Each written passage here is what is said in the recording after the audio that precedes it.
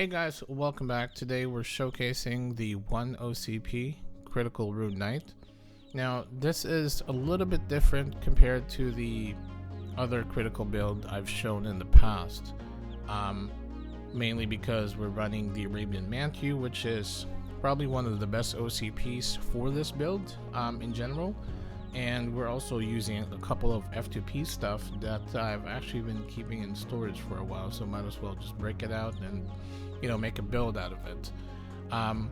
Obviously we are going to run the old Rune Circlet first, just with additional attack percentage and additional attack speed as well. You can really look into the ignition break damage, because you can really run auto IB on this, but essentially if you don't have the shadows, it doesn't really matter. Acute 5, very important. Critical damage plus 80%, crit plus 15, and we have the purple Ferris card, which is attack plus 3%. You do get less HP and SP by 5%, but you get more attack percentage for every 4 refined levels, so it usually evens out. We're looking at the YSF plate here. You can get this from YSF Saren, attack percentage plus 1 per upgrade level at 125. You get bonuses every upgrade, so plus 8 you get additional attack plus 5%, plus 11 with attack plus 2%, plus 13 you get attack plus 4%. You get a combos with the YSF Greaves that we're using here, just additional 1% attack speed per upgrade level of the YSF Greaves. And of course we're running the Angry Ninetales card for the additional critical damage plus 10% and crit plus 15 technically, because so long as it's a plus 10 armor. YSF Greaves, basically 30% critical damage at 125 luck at plus 8. Basically it's attack speed plus 8%, plus 11 attack speed plus 1 at plus 13. You get additional 10% critical damage. And obviously I'm just running the Firelock Soldier card here. There isn't really much I can do, because the critical damage cards for the shoes are MVP cards, so I'd rather not. Looking into the only OCP in the build, Arabian Manteau, increases the crit exponentially. So a lot of critical damage, a lot of critical rate, which is actually essential for builds that don't really have a lot of crit support. You'll find a lot of Rune Knights, a lot of Rangers, a lot of Guillotine Cross builds that are around the critical builds, especially with the Galensis card, which is the additional 30% critical damage at 125 luck. You'll find that this is actually a very viable combo. Now we're using the same swords in the last video. I'm not sure if it has been a while, but we're running the Claw Sword, which is gives a great deal of critical damage, and obviously the additional damage to all enemies by 20% for 5 seconds. Especially with the attack rate, it's actually pretty good. And we're using the Ominous Assaulter card, to increase your critical damage plus 10%, and it combos with the how do you say this? It combos with the Ominous Freezer card. So on the Illusion Booster R, we're just using Illusion Booster.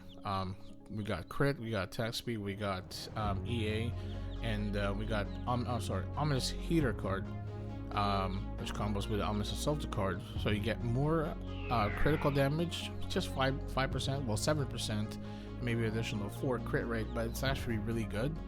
And we're running the same enchants for the left booster, but we're just using the Gold Scaraba card. That's basically it for the equipment build. Let's go ahead and try to do some damage tests. Alright, first test we're going to do on the neutral egg. We're using the same runes as what we used last time, just the attack runes. Just so that we can scale up. You can really see how much damage we can actually do.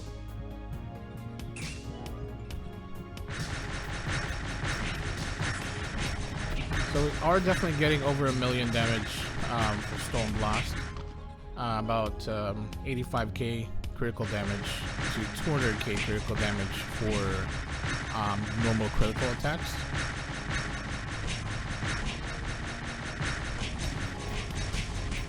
Oh shit, I love it when this happens. You gotta accompany this with automatic ignition brake with Rune Knight's weapon, shadows, and shields. Awesome. Alright, the fire egg this time. Obviously, we're going to enchant our sword with water property. So we're doing about 100k to 60k critical damage. Still over 1 million damage for Storm Blast. Oh, I love this. Oh, it broke.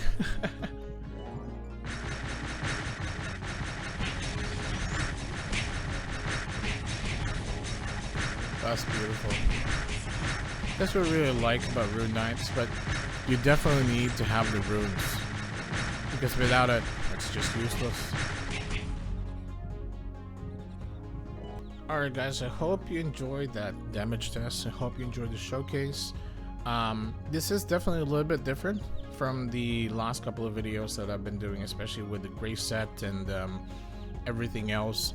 But if you actually test with the YSF set, although plus 13s are a bit hard to do nowadays with the new refined system, but it's actually quite effective. With the video from a couple days ago with the Cross Impact Guillotine Cross using both the YSF plate and the YSF greaves, you know, sometimes with all the damage, that's actually enough. The next thing you just have to worry about is probably penetration. And I'm sure you guys have been asking, why am I a Dragon Knight? Why does it say, oh, it's a Rune Knight build, it's a Dragon Knight? I changed job too drastically, but I didn't really want to be fair. But it was at level 200, so I said might as well. But yeah, this is viable for Rune Knights, and hopefully it helps with the builds that you guys are making. So if you liked the video, give it a thumbs up, subscribe to my channel. I'll see you guys next time.